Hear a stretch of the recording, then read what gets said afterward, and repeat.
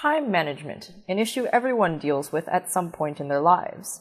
As students, we're often given the gargantuan task of balancing a busy course load, extracurriculars, volunteering, and are expected to still have time to spare for being a teenager. Sorry to disappoint you, but you won't be able to time travel after watching this short video. That would be great though, wouldn't it?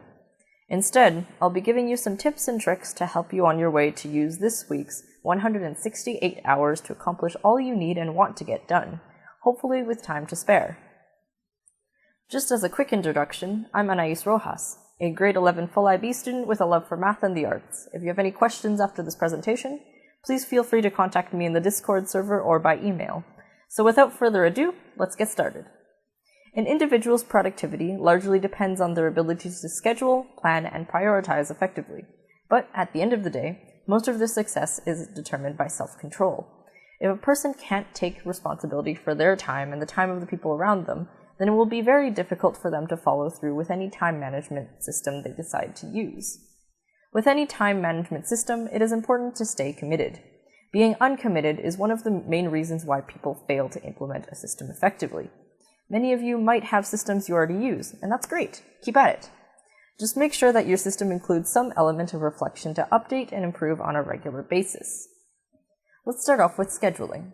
First off, it's important to determine what or who can influence your schedule and vice versa. This is referred to as the power factor in Mark H. McCormack's book, What They Still Don't Teach You at Harvard Business School. Make sure you know the people who you need to and should accommodate, and those who should accommodate you. Know when you're the boss of your schedule and when you aren't. As opportunities change, your ability to influence and be influenced by other people's schedule will also change. When people see you as more responsible and in control, they will offer you more time in their busy schedules. Just don't get ahead of yourself in trying to control everybody's schedules, as it might end up in some rather unpleasant confrontations. Conversely, if you are dealing with busy people, let the busiest person take control of the situation so others can fill in the gaps more easily.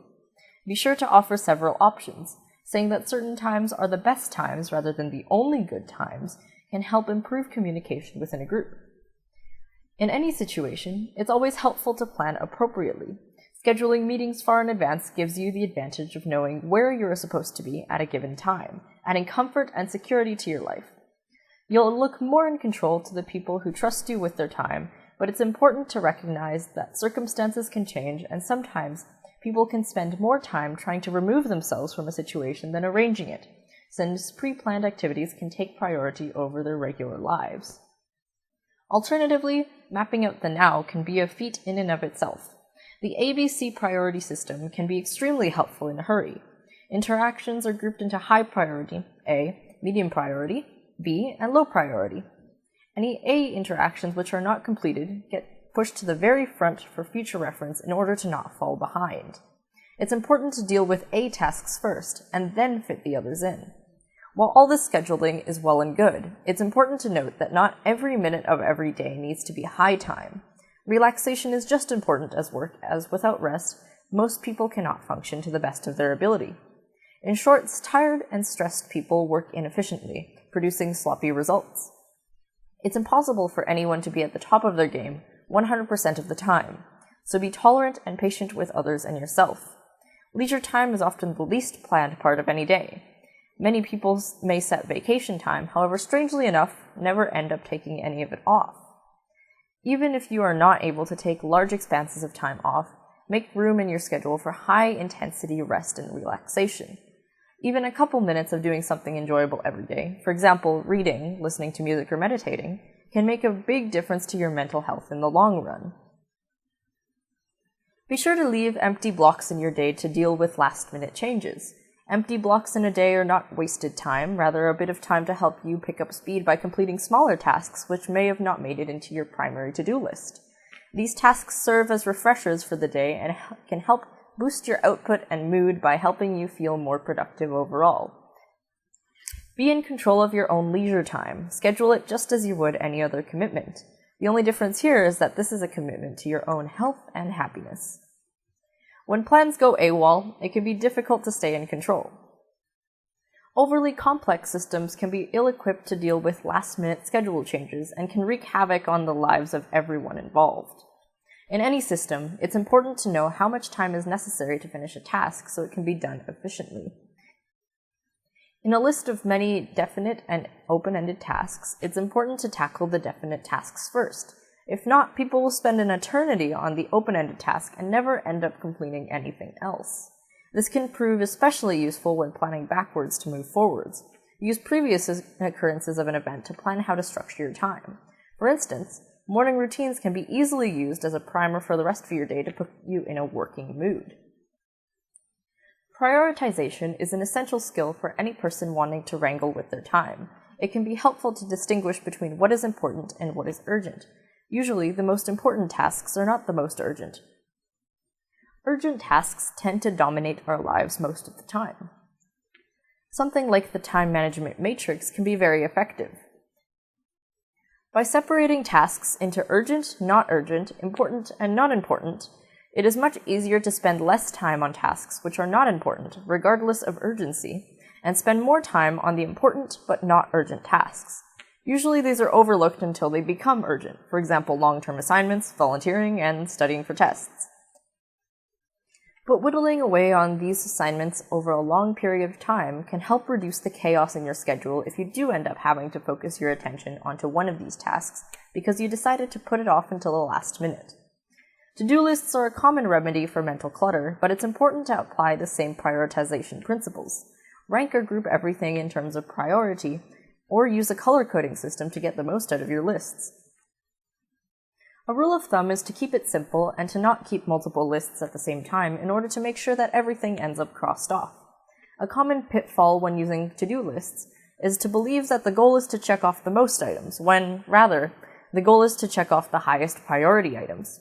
Knowing what fits within your priorities also makes it much easier to make decisions regarding additional commitments. When deciding on which tasks you want to tackle first, it's also critical that you are reasonable with your expectations of yourself. If you have too much to do in a given time, your net productivity will go down because of the time you spend planning on how everything will end up getting done within a specific time interval. Be sure to tackle one task at a time and don't get caught up in the furnishing. Disappointments in life are inevitable, but can be avoided by staying realistic. A general rule of thumb for goal setting can be summed up with the SMART system. Keep your goals specific, significant and stretching, measurable, meaningful and motivational, attainable, achievable, acceptable and action-oriented, realistic, relevant, reasonable, rewarding and results-oriented, time-based, time-bound, timely, tangible and trackable. By keeping these things in mind as you set goals for yourself, many of the things you want to do will seem more attainable because of the increased control you have over these goals. Disorganization can also result in poor time management, so it's important to get rid of mental and physical clutter before you start a given task. Reaching the productive zone can be as easy as taking a walk to clear brain fog or clearing your desk. It's also important to find a way to handle new information only once, so it doesn't end up in an endless mental backlog in the long run. Just as you would physical clutter, organizing mental clutter into 3 categories, keep, give away, or toss, can be just as effective. As for new information, it's easier to deal with when you use categorization again. In this case, it might be helpful to sort it into one of these: throw away or get rid of it, delegate it, act on it yourself, file it temporarily but act on it later, or file it permanently, define later, for example, important documents or things that do not need immediate action. What are students infamous for doing on a regular basis? You guessed it, procrastinating. Procrastination can be kept at bay by breaking a task into smaller segments, staying organized, and staying motivated with reward systems. Transition times are the small intervals between components on a to-do list and where most of your wasted time ends up. Though 5 minutes between tasks might not seem like a lot, added over time it can amount to hours you could be using doing something enjoyable. Have you ever ended up spending way longer than you should trying to excuse yourself from a conversation, and then struggling to find the motivation to work later in the day? A lot of this can be attributed to relaxed transitions, which disrupt the flow of a productive workday for yourself and everybody around you.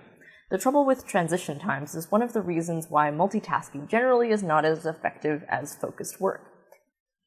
No matter how good you claim to be at multitasking, these transition times will persist.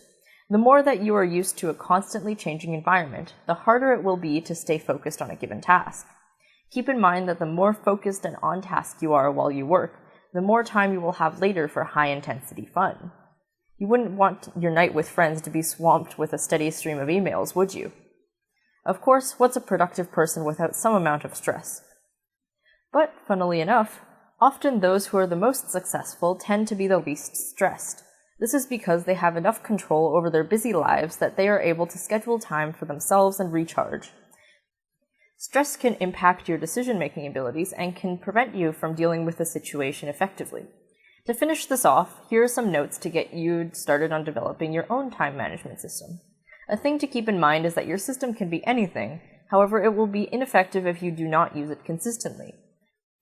Make sure you record anything on the tool itself. Transferring notes can be time-consuming and inefficient. Make sure to review your planning tools daily. It can be easy to lose track of what you want to do on a day-to-day basis. Also, make sure that you carry your planning tool with you. It's easiest if this is digital. Keep a list of priorities within your system and refer to it often. If you're using an electronic planner, make sure that the system is easily accessible and always keep a backup system. A common pitfall is to get caught up setting up the system before actually using it. This is a huge waste of time. Keep it simple. Well, there you have it, a condensed guide to time management. Hopefully this helps.